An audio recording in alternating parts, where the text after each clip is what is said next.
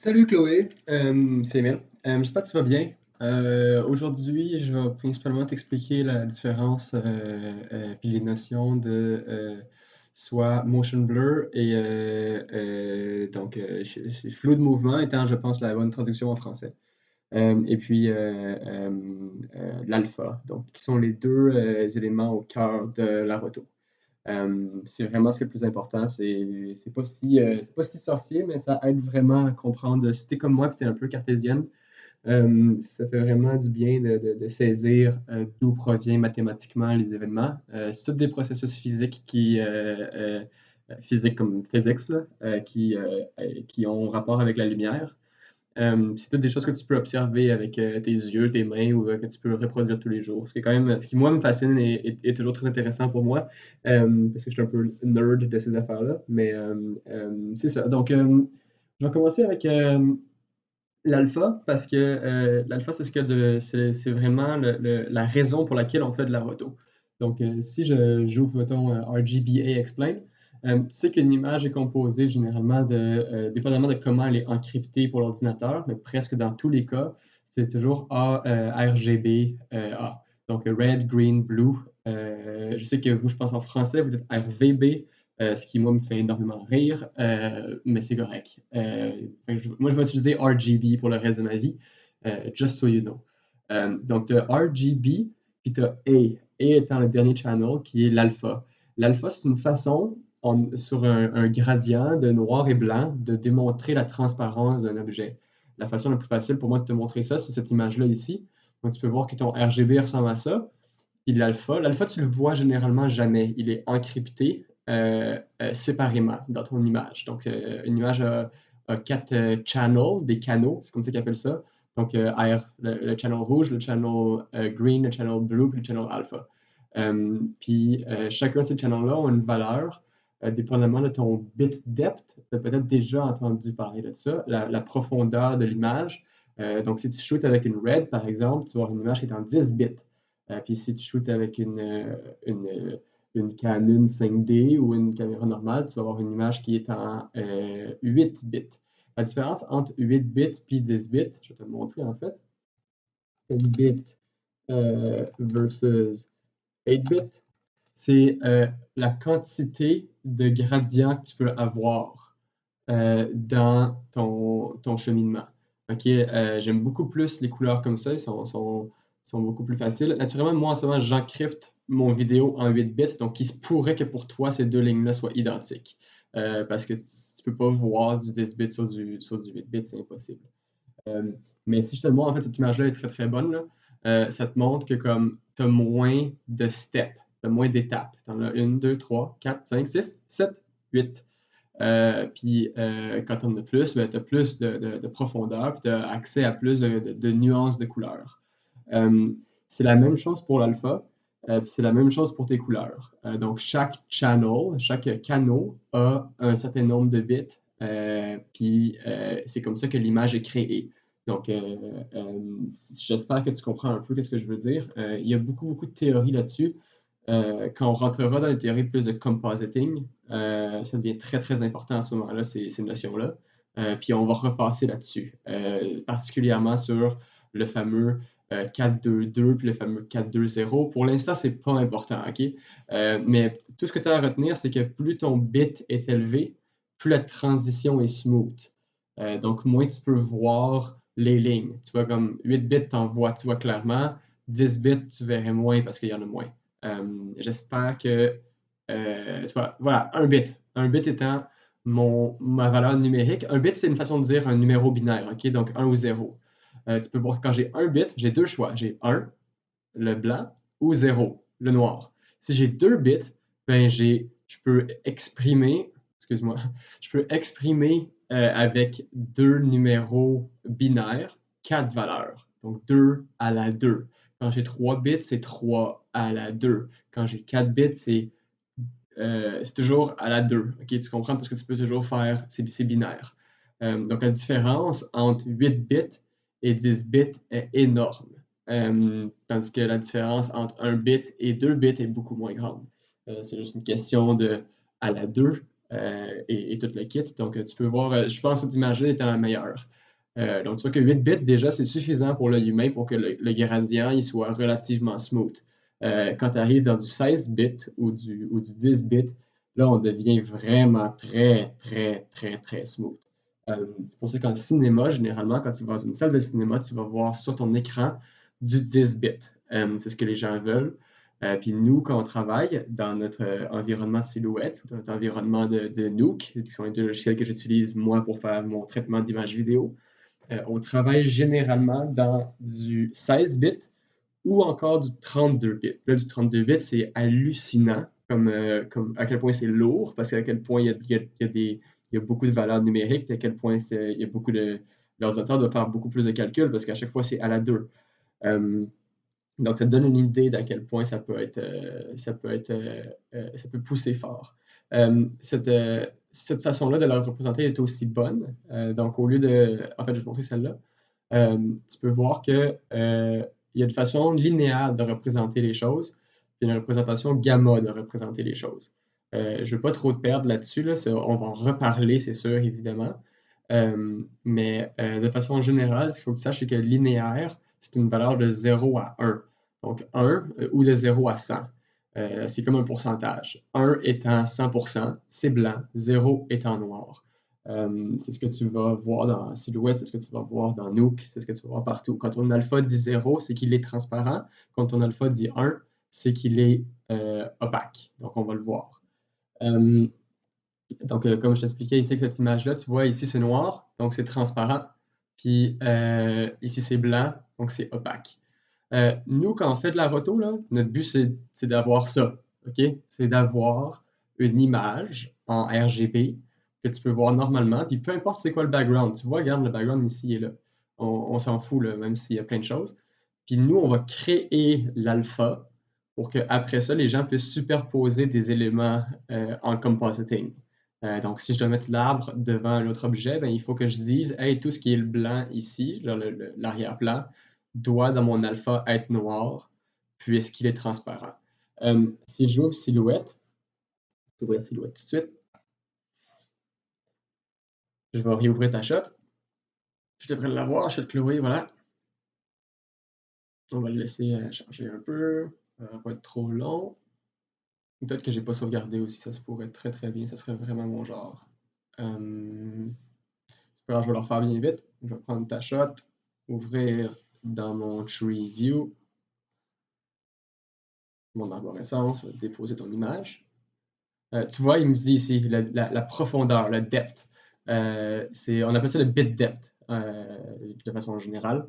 Puis le bit depth, tu vois, j'ai le choix. 16, 8, 16, 32. Au-dessus de 16, c'est du overkill.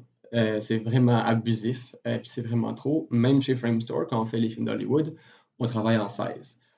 Quand on a à se rendre loin, parce que c'est facile, les caméras ne shootent pas plus que 10 en ce moment, ou 12 quand tu es chanceux. Je pense qu'il existe une caméra qui shoot du 24 bits, puis encore là, ça devient un peu accessoire. L'œil humain ne voit pas la différence.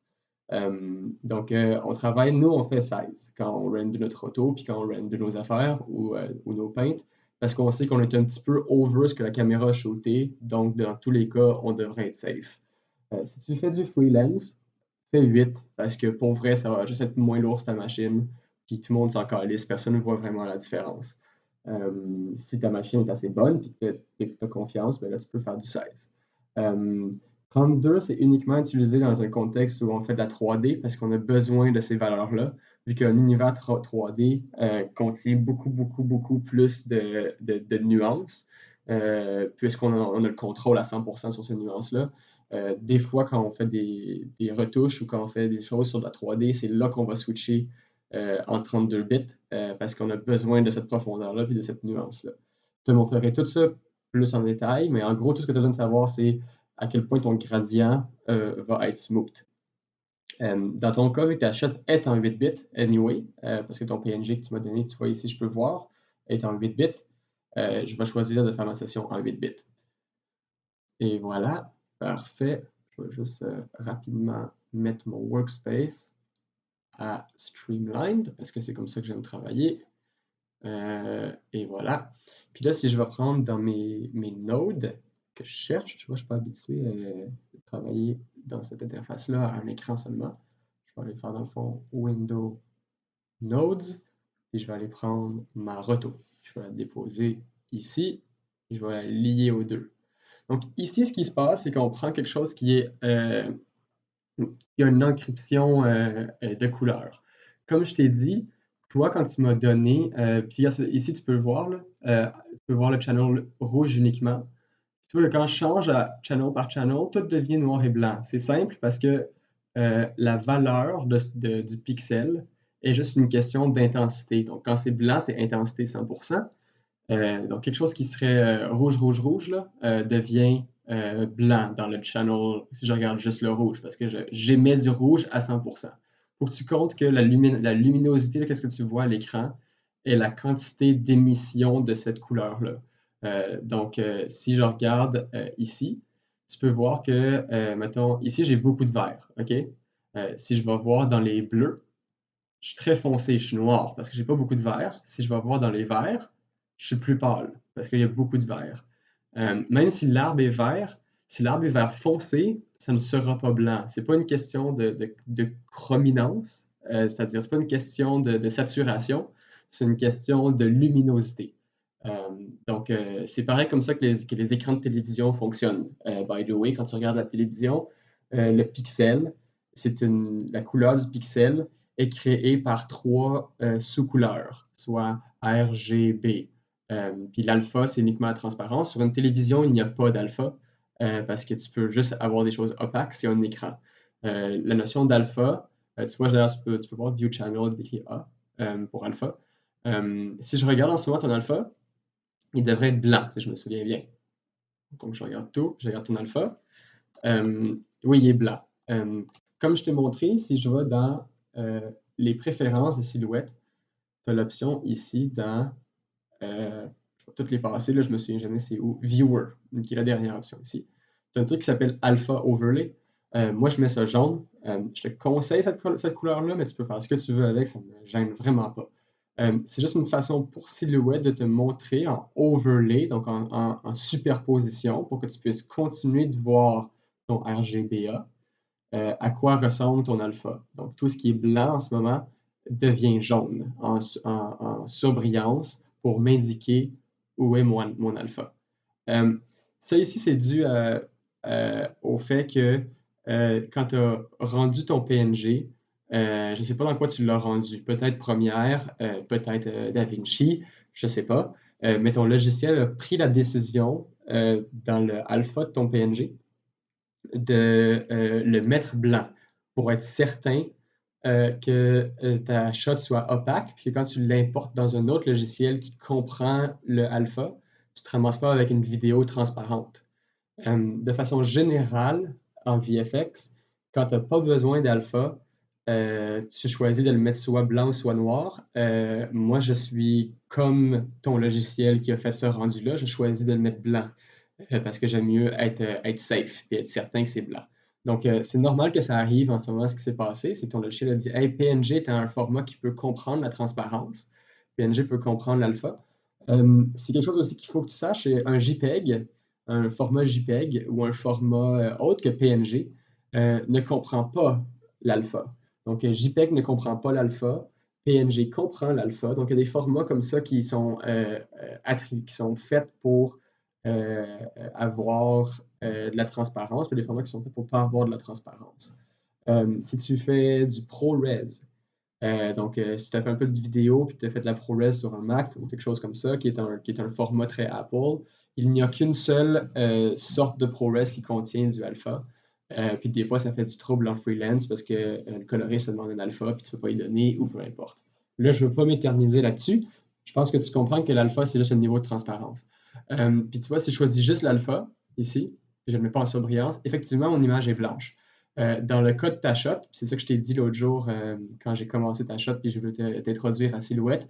Dans le cas de ta shot, puisque tu as RGBA, tu as les trois channels, on va y dire manuellement, nous, de remplir, donc fill, l'alpha avec du transparent. À partir de ce moment-là, tu vois que l'image devient noire. parce que dans ma source ici, j'ai dit ton alpha doit absolument être noir parce que c'est moi qui vais le manipuler avec ma roto. OK. Après ça, si j'ouvre la roto, donc quand je rentre dans la roto, j'ai ma liste d'objets ici. Comme je t'ai dit, tu peux mettre ça comme tu veux puis l'organiser comme tu veux. Moi, généralement, j'aime avoir ma grande liste d'objets en haut. Après, je vais les mettre en haut. Puis ça, ici, j'en ai pas beaucoup de besoin. Ce que je vais faire, c'est que je vais le mettre. C'est rare que j'utilise les deux ensemble. Je vais les mettre superposés un par-dessus l'autre. Ça va faire que ici, je peux changer entre les deux. Ça me donne juste plus d'espace. Je vais mettre Object List avant, parce que c'est ce que je préfère. Puis les quelques rares fois où j'irai jouer là-dedans, ben, j'aurai plus d'espace. Fait que tout de suite en partant, si je regarde ta shot au complet, pour retourner à défaut, tu peux prendre la grande barre blanche en haut. Ça va te ramener à l'original. Qu'est-ce que ta shot est supposée ressembler. J'ai entendu ton commentaire sur le fait que, tu vois, je fais souvent ça, là. Ça, pour moi, c'est une habitude. Pour moi, c'est aussi simple que de cliquer sur mon crayon puis de me promener avec la chose. Je sais que pour toi que la souris, c'est un peu difficile. Je pense que tu peux simplement utiliser la molette pour zoomer. Ou je pense que aussi si tu appuies sur espace, tu peux te promener. Non, non, tu peux pas. L'espère, je me suis mélangé. Mais il y a un bouton qui te permet de cliquer puis de glisser pour que ça le fasse. Je le cherche en ce moment pour te sauver du temps, là, mais je ne le trouve pas. Dans tous les cas, pour Silhouette, tu peux toujours aller dans Help, puis il y a un User Guide qui va t'ouvrir un PDF de Silhouette avec tous tes appendix dans lesquels tu as les keyboard shortcuts. Puis ici, tu peux voir un paquet de choses, là, comment faire des splines faciles. Si je continue de scroller un peu, mettons, là, tu vois, tu as plein de keyboard shortcuts. Fait que je t'invite à les lire un peu si jamais tu te perds puis tu perds tes choses. Dans tous les cas, moi, je vais essayer de te dire ce sur quoi je pèse. Je suis en train de travailler en ce moment sur avoir une petite image ici en bas à gauche qui va te montrer sur quoi je pèse quand je pèse. Donc, si je pèse sur contrôle, idéalement, il serait écrit contrôle ici pour que tu puisses me suivre. Mais je vais essayer de te le dire verbalement pour cette fois-ci. De toute façon, c'est principalement théorique qu'est-ce qu'on fait aujourd'hui. Je t'explique simplement alpha et motion blur. Donc, si je retourne dans mon arborescence, puis je choisis ma roto, puis là, dans ma liste d'objets, je vais faire une shape. Okay, je vais faire une forme. Comme je t'ai dit, moi, j'aime beaucoup les X-splines. Je vais prendre les X-splines. Je vais faire un rond. Pour une raison obscure, il ne veut pas faire de rond. Tu vois, Silhouette, il est toujours très agréable avec moi. J'apprécie toujours son effort et d'amour. Ok. Peut-être que j'ai pas fait de layer.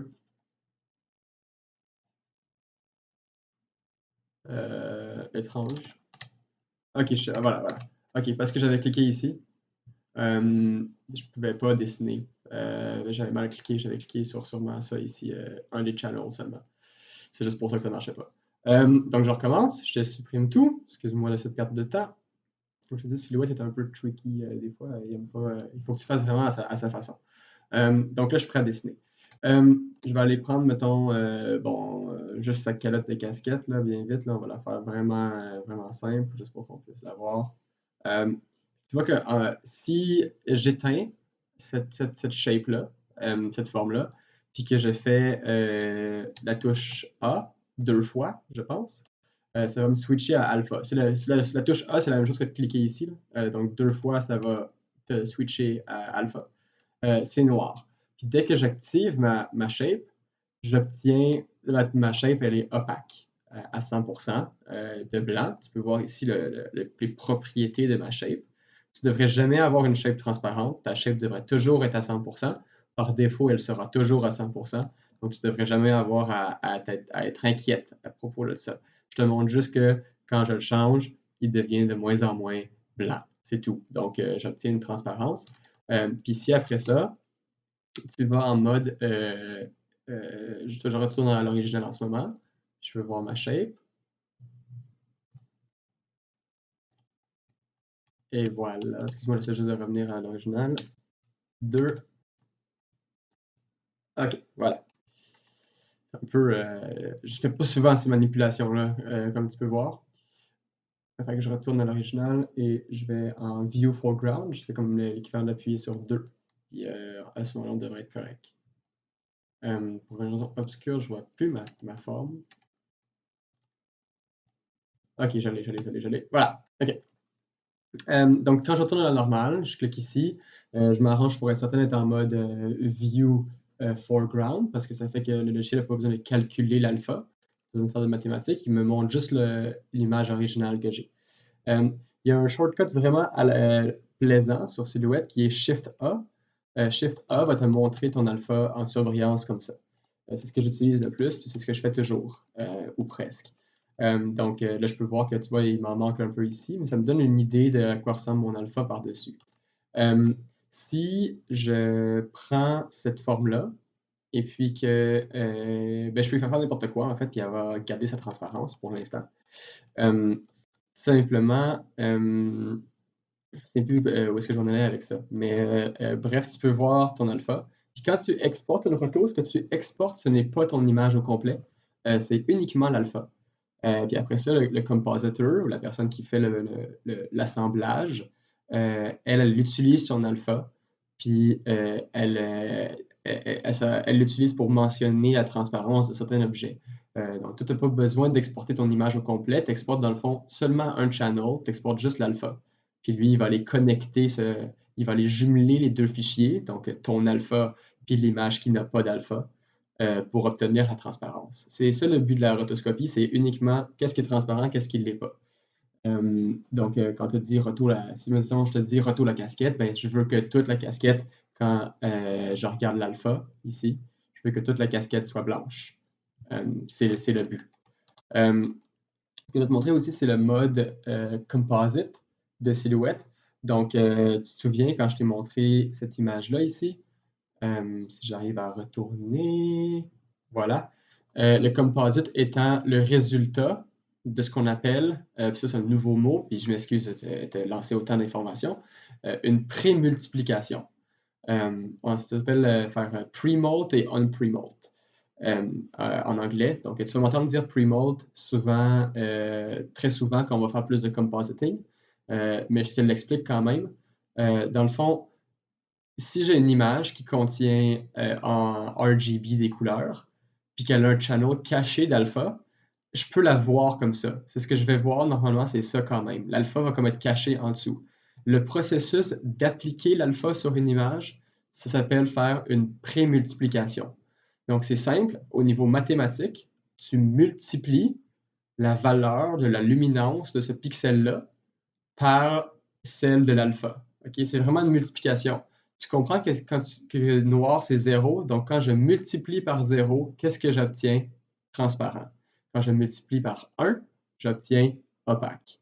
Puis quand je multiplie par quelque chose qui est entre les deux, ben, j'obtiens entre les deux. C'est un principe mathématique extrêmement simple. Moi, on me l'a jamais expliqué comme ça. On me l'a expliqué un peu comme un artiste en me disant hey, ça fait juste marcher, tu sais. On me l'a montré comme étant un résultat. On ne l'a pas montré comme étant un processus mathématique. Puis je pense que c'est très important pour toi de comprendre que c'est behind all of this, là, genre derrière toutes ces cochonneries et ces termes-là que je te donne, c'est uniquement des mathématiques qui sont appliquées.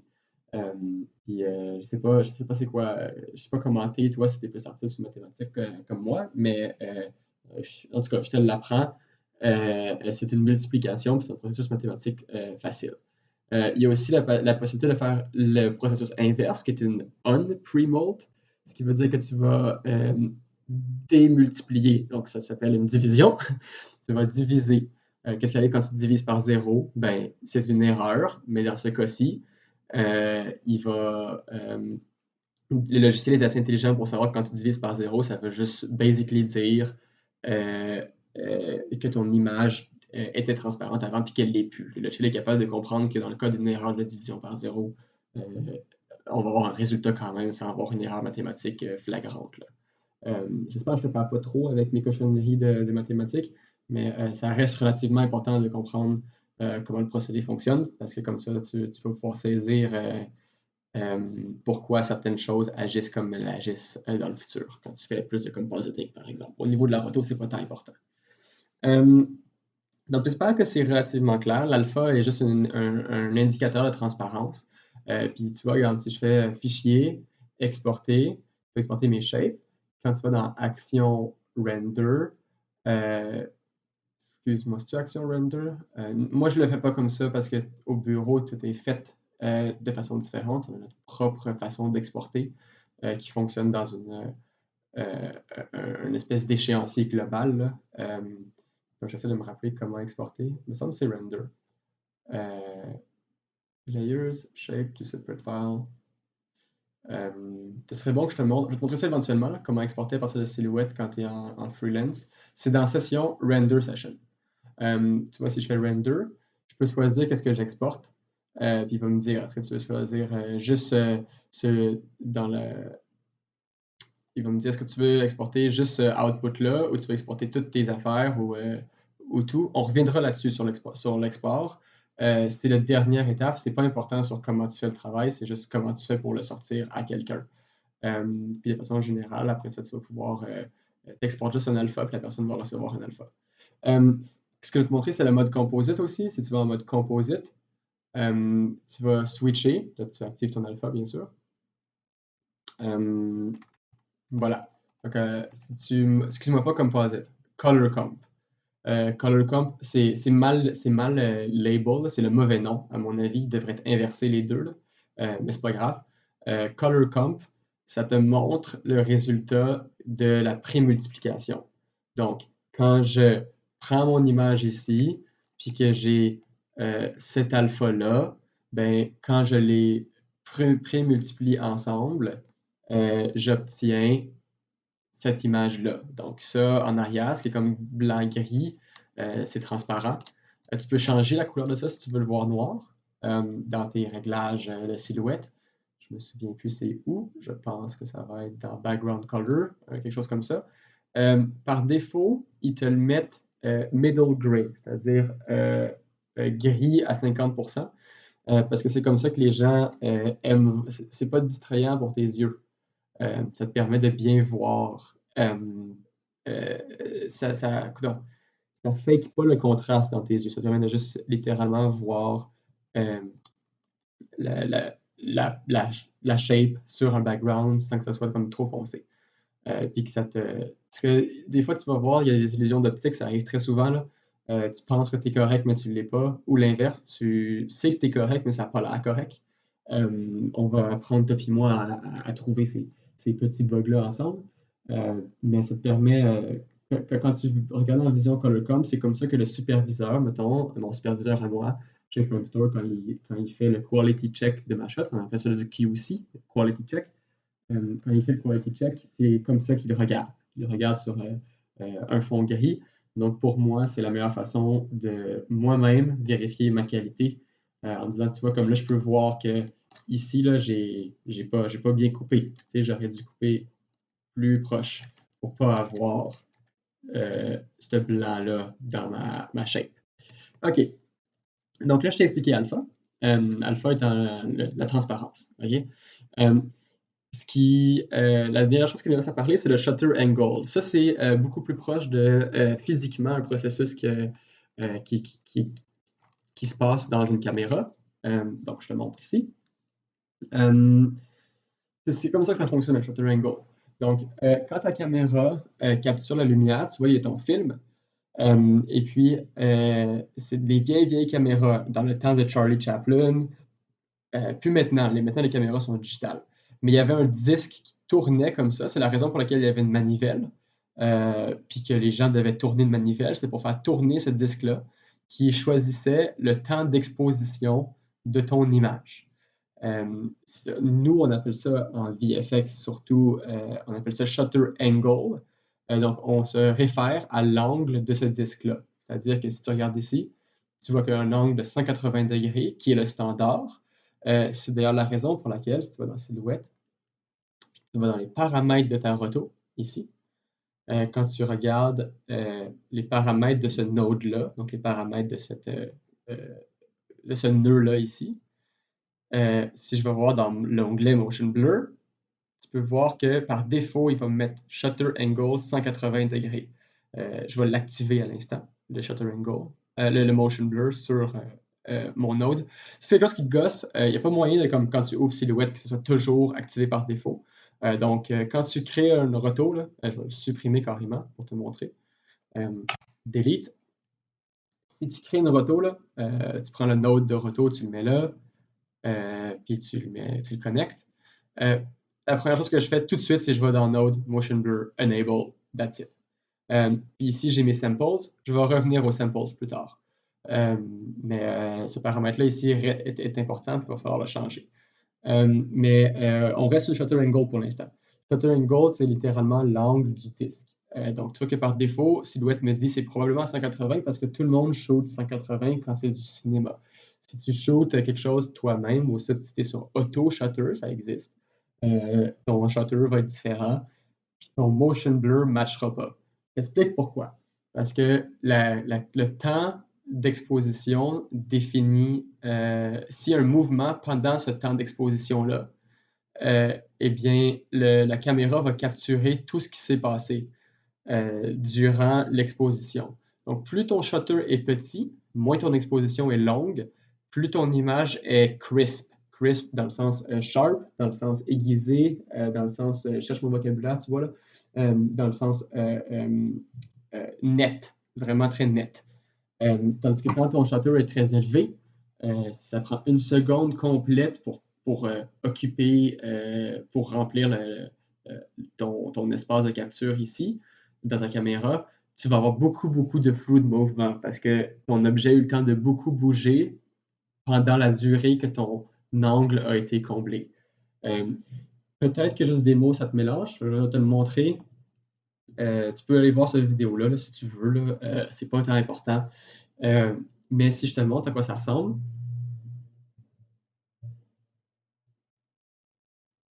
voilà. Tu vois que ça va tourner comme ça. Donc, tu comprends que ça ici, c'est beaucoup plus rapide, donc beaucoup plus clair. Puis ça ici, ça va être beaucoup plus flou, surtout s'il y a un objet qui bouge beaucoup.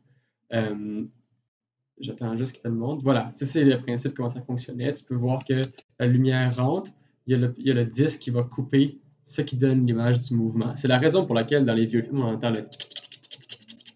C'est le disque qui fait ce bruit-là. Ayant étudié en cinéma, j'ai vu des caméras fonctionner énormément. Puis ça fait vraiment une grosse différence. Puis il n'y a pas de moyen de tricher ça. C'est ça qui se passe. Donc tu vois, ça fait tic et tic et tic et tic. Le moment noir que tu vois là, le moment où l'image est noire ici, c'est le moment où le disque est devant, puis l'image qui est blanche, c'est l'image que le disque est ouvert.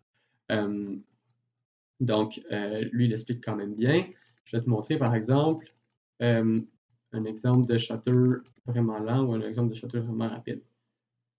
Mais je pense que tu comprends ce que je veux dire. Donc, le flou de mouvement est dû à cette obstruction-là du film. Maintenant, les caméras ont changé. Aujourd'hui, les gens utilisent des appareils photo principalement pour faire des films. Ils n'utilisent plus un disque parce que ça occupe un espace euh, beaucoup trop élevé. Puis tu ne veux pas que ta caméra fasse tic, tic, tic, tic, tic pendant que tu shootes. Ce que les gens ont fait maintenant, c'est qu'ils ont un shutter qui ressemble à ça ici. Tu vois, c'est une espèce d'obstruction qui passe de haut en bas devant ton capteur. Si tu ouvres une caméra, ça ressemble à ça, là, quand tu enlèves la lentille, euh, tu vas voir le shutter qui passe. Euh, Dans ce cas-ci, on dit shutter speed parce qu'il n'y a plus d'angle. C'est littéralement une vitesse de descente. Donc, tu vois que comme quand tu es à 1 millième de seconde, tu es plus lent que quand tu es ici en haut, beaucoup plus rapide. Nous, on utilise des angles. Il y a une façon mathématique très facile de faire les maths entre angle et shutter speed. C'est facile parce que nous autres, c'est toujours 360 degrés. Donc, c'est un produit croisé. OK?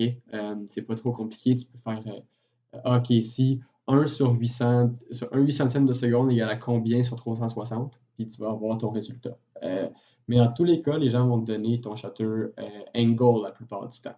Euh, la raison pour laquelle c'est 180, c'est que c'est toujours la moitié de 360.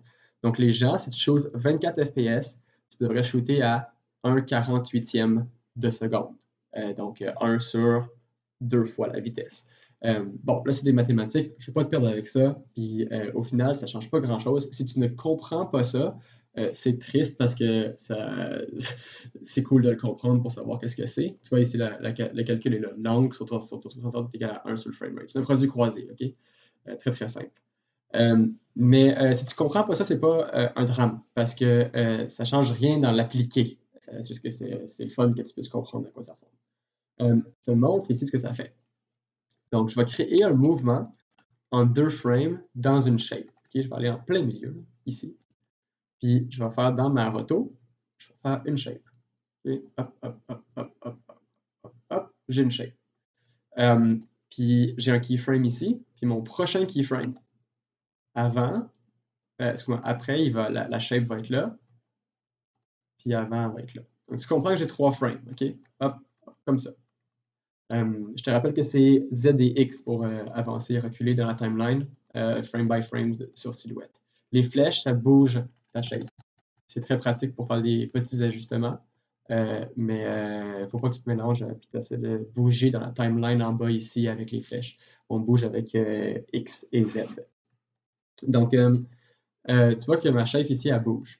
Le motion blur, donc le flou de mouvement, il devrait être à mi-chemin entre où ça ici c'était placé avant, puis où c'est placé ici. Okay, donc le motion blur devrait être à peu près ici, au milieu entre les deux. Parce que c'est comme ça que ça se serait passé si c'était à 180. Si je vais te montrer qu'est-ce qui arrive si dans ton node de roto, tu ne choisis pas 180. On va mettre un shutter speed extrêmement rapide, c'est-à-dire un petit angle pour nous autres. Si je mets 10 de shutter speed, que j'active mon motion blur ici, et que je regarde mon alpha, tu vois que ici, il y a une espèce de strip de flou de mouvement. Elle est très petite parce que c'est 10 mon angle. Si je remets 180, tu vois que mon flou de mouvement devient énorme. C'est pour ça que c'est important de savoir comment ta shot a été shootée. Parce que si ta shot a été shootée à un motion blur rapide, ben, ta calculation, le logiciel que Silhouette va faire, la calculation que Silhouette va faire vont être différentes. Puis pour que ce soit parfait et que ça matche parfaitement, ben, il faut que tu matches. C'est aussi triste que ça. C'est demandant et c'est gossant, mais une fois que c'est fait, c'est fait. Il faut juste que tu saches la valeur. Il y a beaucoup d'artistes qui ne savent pas leur shutter speed, puis là, tu es obligé de le guesser. C'est très, très frustrant. Mais de façon générale, tout le monde shoot à 180. Puis si tu mets 180, ça look réaliste. De façon générale, tu ne peux pas te tromper avec cette valeur-là. Le shutter phase étant toujours le négatif de la moitié du shutter angle. C'est con qui te demande de pouvoir le changer parce que tu ne devrais jamais avoir à le faire. Donc, si tu comprends que si je mets 10 ici, je devrais avoir techniquement moins 5. Ça, c'est juste une question de rapidité de l'obturbateur. C'est une autre raison mathématique. Mais la règle mathématique est extrêmement simple, c'est négatif moitié. C'est simple comme ça. Puis, quand je t'ai dit qu'on allait revenir aux samples, on est dû pour en parler maintenant. Les samples, c'est le nombre d'étapes. C'est comme le bit depth, c'est comme la profondeur que tu as. Okay? Donc, tu vois ici, j'imagine que tu le vois dans mon écran, là, je ne sais pas si c'est difficile à voir. Je vais te mettre comme ça, en fait, c'est plus facile. Tu vois les étapes, OK? Si tu les comptes, tu devrais en avoir 16. Puis quand tu veux que ce soit super smooth, ben, tu augmentes ce chiffre-là. C'est rare qu'on ait besoin d'aller plus haut que 64 ou 32. Je vais en mettre 32, tu vas voir ce que ça fait. Ça devient déjà beaucoup plus smooth. Si je mets 64, encore plus smooth. Si je mets 128, mettons, là, on va être extrêmement smooth. OK? Bon, moi, je vais le laisser à 16. Le problème avec ça, c'est que ton ordi, il doit calculer. OK? Donc, ton ordi, ce qu'il fait, basically, là, à chaque fois que tu fais ce calcul-là puis que tu lui demandes de le faire, ben, tu lui dis OK, calcule 16 fois le mouvement de ma forme. Puis quand tu mets à 32, ben, tu dis calcule 32 fois. Ça devient très, très, très lourd sur ton ordinateur. C'est la raison pour laquelle je te dis quand tu travailles, mets-toi en mode foreground. C'est quand tu te mets en mode foreground, ou quand tu appuies sur 2, okay, c'est 2 pour te rendre là, la touche 2 sur la ligne de numéro en haut sur ton clavier. Donc, pas le pavé numérique, mais bien la ligne de nombre en haut. Quand tu appuies sur 2, ça dit à l'ordinateur, montre-moi tout, mais ne calcule pas les samples. Donc, tu peux bouger ta shape. Regarde, tu vois, je peux la bouger ici, là. C'est très, très smooth. Aussitôt que je dis à l'ordi de calculer, puis que je mets comme un plus gros chiffre, tu vois, là, je vais le faire, là, je vais lui dire montre-le-moi. Comme, est-ce Excuse-moi, je vais dire avec mes touches aujourd'hui. OK. Si j'avais à modifier ma forme ici, tu vas voir que mon ordi, il va rusher, là. Il va être genre, hey, comme mon interface ne devient plus smooth. Ça devient relativement painful et frustrant pour moi de travailler. C'est pour ça que je te dis de toujours te mettre en mode, comme ça, 2, foreground, ça fait pas de problème. Si je mets, mettons, en mode 4, qui est color comp, tu vas voir que quand je bouge, il, il est résistant. Okay? Pour toi, c'est dur de le voir, là. Mais tu vas le sentir. Okay? Plus tu vas avoir de forme, puis plus tu vas avoir de calcul, plus tu vas ressentir cette résistance-là, puis plus tu vas être fâché. Par contre, c'est pratique d'avoir cette fonction-là de motion blur, puis de pouvoir choisir ton sample, parce que tu peux faire un truc qui est vraiment agréable. Je vais te montrer qu'est-ce que moi je fais. Ça, c'est un cheat que j'ai développé au fil des années. Si tu vas dans le Node, donc dans les propriétés de ta roto, puis tu changes ton sample, tu peux le mettre à juste 2. Ce qui est le fun avec juste 2, c'est qu'il va te montrer exactement la position de ton hard edge, puis la position de ton soft edge. OK? Tu vois que plus je l'augmente, plus ça va devenir smooth, là. OK? Mettre à 16. Ici, mon hard edge, il est là. OK? Ça, c'est à partir de ce moment-là, je sais que tout ce qui est à l'intérieur de ma forme est opaque. Ça, ici, la valeur de l'alpha est 1. Ici, je sais que c'est transparent. Donc, le soft edge, c'est le bout le plus transparent de ta forme. Puis le hard edge, c'est le bout le plus opaque de ta forme. J'espère que tu me suis avec ça. C'est parce qu'on va souvent dire hard edge et soft edge dans les prochaines classes ou prochaines choses que je vais te montrer. Ce qui est pratique, par contre, c'est comme tu peux voir, mon soft edge, il finit ici, à gauche. Mon hard edge commence là. Si je mets ça ici, là, mes samples, je le mets à 2, je peux facilement voir tout de suite, OK, soft edge, hard edge. Fait que pendant que je travaille, puis que je fais ma roto, là, je vais détruire cette shape-là. OK, je vais en faire une nouvelle encore. Je vais aller prendre un objet. Mettons, il bouge, là, pour qu'on puisse avoir un peu de motion blur. Le bras, là, ici. OK? Et je vais aller faire ma roto. Comme ça. Je recommence avec mes X-splines, parce que j'aime mes X-splines. C'est pour ça que quand tu fais ta roto, tu fais toujours au milieu du hard edge puis du soft edge, parce que ce hard edge-là et ce soft edge-là est calculé par ton shutter angle. Tu ne devrais pas avoir à te battre contre le motion blur. Tu devrais juste avoir à te battre ou où mettre la ligne. Ça devrait toujours être au milieu. Je vais faire comme 2-3 frames, là, juste pour être sûr. Hop, hop, OK. Voilà. Puis là, quand je vais activer mon motion blur, tu vois qu'il me montre très rapidement avec 2 samples. Quand je regarde mes 2 samples, je peux voir tout de suite, OK, mon soft edge devrait être ici, mon hard edge devrait être là. Est-ce que je suis correct? Non, pas tout à fait. Ici, par contre, je suis correct. Tu peux voir que comme, OK, mon soft edge devrait être à peu près ici, soit un peu plus à gauche de ma ligne, puis mon hard edge devrait être genre là. Je suis vraiment pas loin, là. Je suis vraiment là. Puis après ça, quand tu mets tes samples, avant de faire ton export, donc avant de l'envoyer à ton client, là, tu mets ton shutter, tu mets ton sample très très élevé, donc 32, mettons.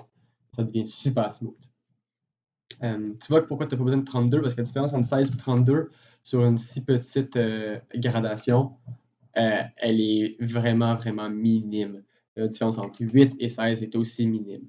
Tu as besoin d'augmenter ces samples-là quand tu as des objets qui bougent extrêmement vite. Puis quand tu as beaucoup, beaucoup de motion blur, c'est là que tu as besoin d'augmenter tes samples. Moi, je travaille généralement avec 16 de samples. Puis avant d'exporter, je le crank à comme 32 ou à 64. Sois consciente que comme c'est à la 2, ben, quand tu mets ton sample à 32, ça va prendre 4 fois plus de temps, excuse-moi, 2 fois plus de temps à exporter.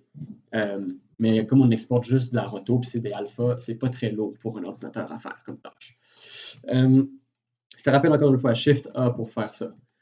Puis si je fais entre 2 et 4 sur les chiffres, donc 2 étant pour aller à foreground, 4 étant pour switcher à color comp, tu peux voir ici, mon motion blur est parfait, mon soft edge est conservé avec la bonne transparence jusqu'au bon point. C'est ça le cœur de la bonne roto. Si tu es une bonne roto artiste, je vais pouvoir te le dire tout de suite. Quand tu m'envoies ta première version de quelque chose, ou peu importe, je vais checker le motion blur en premier. Puis je vais savoir tout de suite. Genre, OK, elle a l'œil ou elle n'a pas l'œil, ou elle comprend ou elle comprend pas. C'est pas grave si tu comprends pas, là, on s'entend. Genre, moi, ça m'a pris du temps avant de comme, vraiment être capable de bien comprendre le motion blur, la roto. Puis c'est ça qui fait de toi un bon roto artist. C'est aussi simple que ça. Euh, à partir de là, j'espère que tu comprends un peu la relation entre le shutter et le motion blur, puis comment ça influence ton travail en tant que roto artist. Euh, donc, c'est vraiment, tu peux le faker après, là. C'est probablement ce que tu as fait sur After Effects l'autre jour, quand tu m'as dit, ah, j'ai travaillé sur After Effects, j'ai dû utiliser le flou de mouvement ou le motion blur.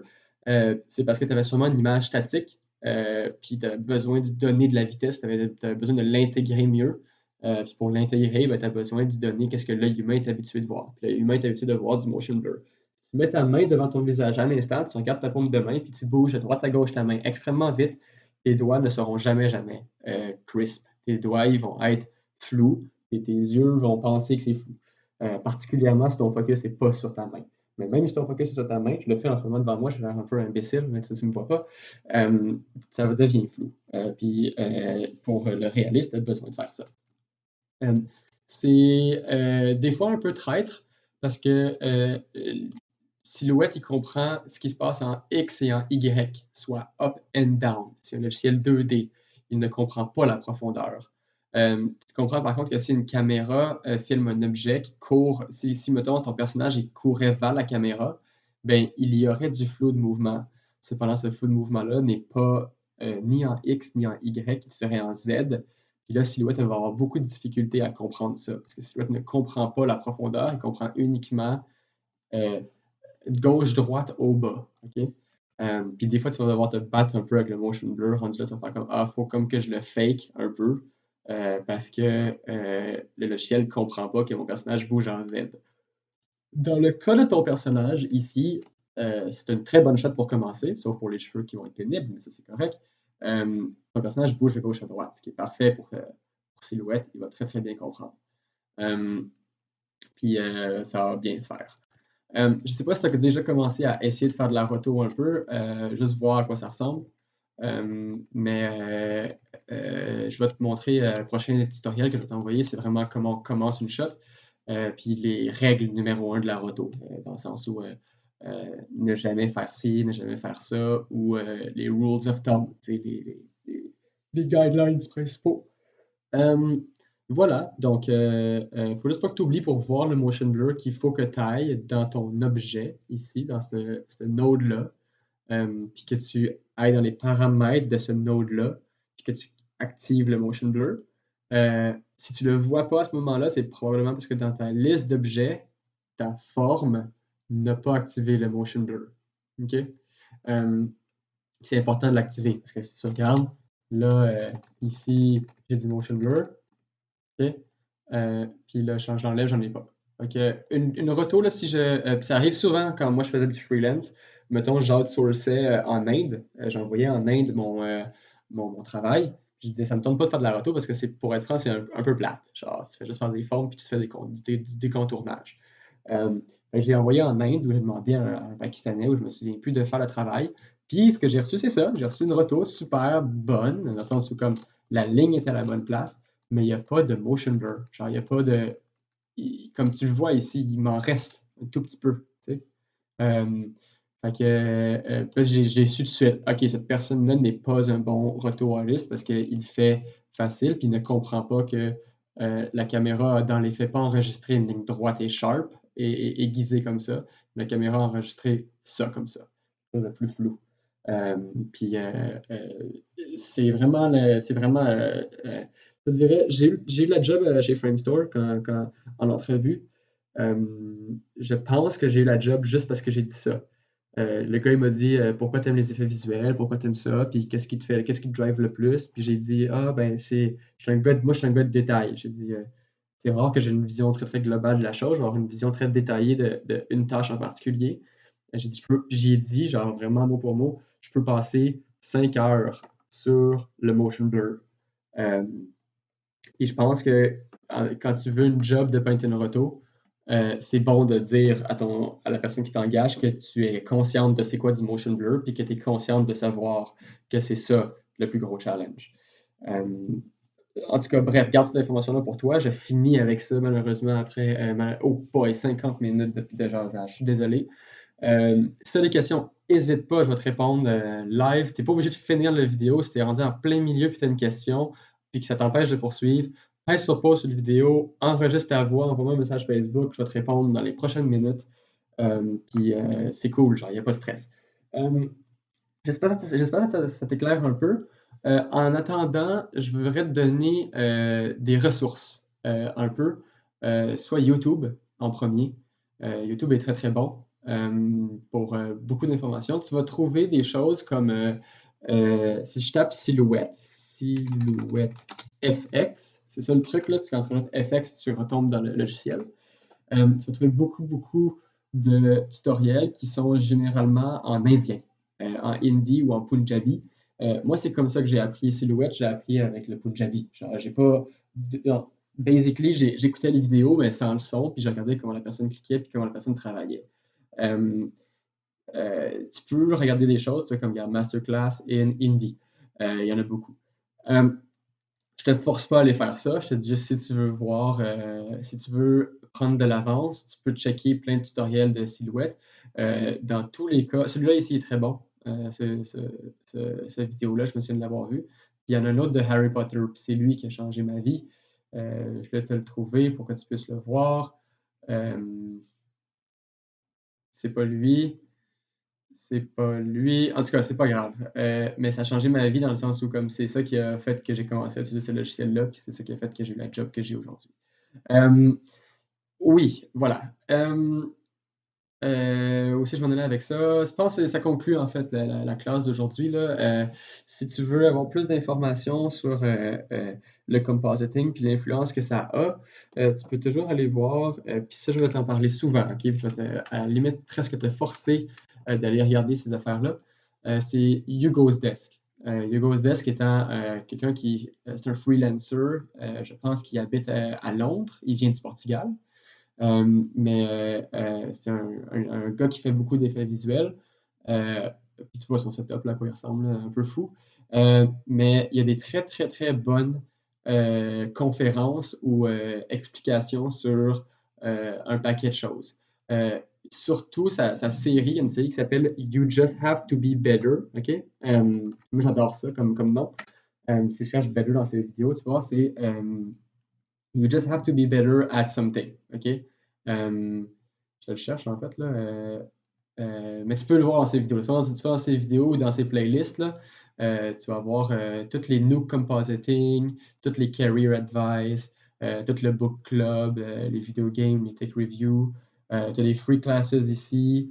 Moi, j'aime bien ça. Si tu veux voir comment un superviseur, quel genre de commentaires le superviseur va te donner, j'ai regardé ça hier, moi, Honest Showreel Review. En gros, ils regardent les showreels des gens, donc leur démo reel, puis ils les jugent de façon extrêmement ouverte et très, très, très critique. Mais tu vas voir qu'il sait en tabarnak de quoi il parle. Puis il pointe dans les bonnes directions et comme genre la raison pour laquelle il y a une très, très bonne attention aux détails. Puis je pense que c'est très pertinent pour quelqu'un qui commence de savoir qu'est-ce que ton superviseur va checker en premier. C'est sûr que lui utilise Nook, il n'utilise pas Zero Silhouette, puis il ne fait pas de la roto, il fait du compositing. Mais les notions, tu vois, dans Nook Compositing, les notions qu'il donne sont applicables dans tous les logiciels. Okay? Donc, s'il t'explique que le motion blur n'est pas bon parce que le motion blur n'est pas bon, peu importe si tu fais ton motion blur dans Nook ou dans Silhouette ou dans peu importe, ça reste que c'est la même chose. Le principe est le même. Il explique très très bien pourquoi ça fait ça. Il y a aussi une autre, si tu es plus on-set, puis tu veux plus d'explications sur comment les choses fonctionnent on-set, si tu cherches, mettons, Shutter Speed, puis tu tapes Film Riot, Filmriot, c'est des gens qui sont sur le plateau. C'est pas des gens qui font beaucoup d'effets visuels, mais c'est des gens, Film Riot, ce channel-là ici, là, qui t'explique très très bien des notions de caméra. Donc, d'où ça provient. Tu as aussi des How to Write Film puis Things You Should Know. Je t'invite à aller voir ces ressources-là. Perds pas trop ton temps avec ça parce qu'on n'est pas encore rendu à aller dans la profondeur. Mais il y a plein de crazy visual techniques for filmmaking qui va t'expliquer, ah oui, quand la caméra bouge comme ça agit de même, puis ça aide à pratiquer ton œil. C'est quelque chose qu'il va falloir que tu pratiques beaucoup au fil des années.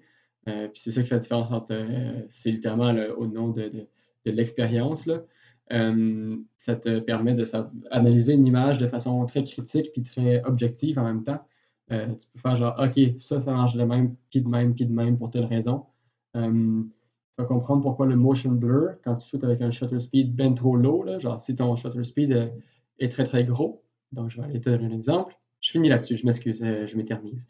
Mais si tu veux, si ton temps de capture était 1 seconde complète, soit 360 degrés, donc le disque a pris 1 seconde complète à faire le tour, le motion blur va être énorme. Puis là, quand tu arrives pour faire du tracking, quand tu arrives pour comme, être capable de conserver l'emplacement, le logiciel va avoir énormément de misère quand il y a beaucoup de motion blur parce que tout est flou. C'est pourquoi quand on shoot sur un green screen, puis qu'on va faire du keying, puis enlever le vert, généralement, on shoot avec un shutter angle extrêmement rapide, soit genre 90 ou 25. Alors, quand tu shootes comme 90, tu vois, ton motion blur est très très mince. Puis ça permet que il y a moins de flou, puis tu as moins à gérer le dégradé dans ton keying. Puis quand tu enlèves le vert, ça devient plus facile.